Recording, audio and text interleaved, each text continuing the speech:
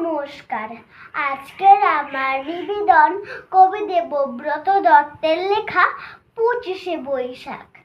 চতুর্দিকে ধূপের ধোঁয়া, বাজছে কোথাও শাঁখ, ক্যালেন্ডারে চোখ চলে যায় 25শে বৈশাখ।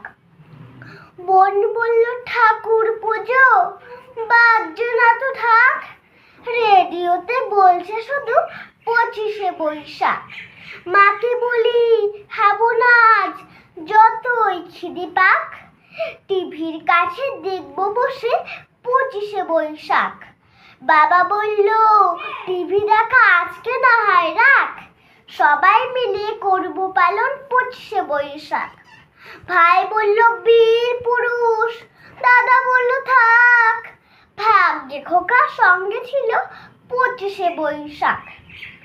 দিনের আলো নিভে এলো, সূর্যি বাজায় শাঁখ, প্রতিদিনই হোক না শুরু 25শে বৈশাখ। নমস্কার।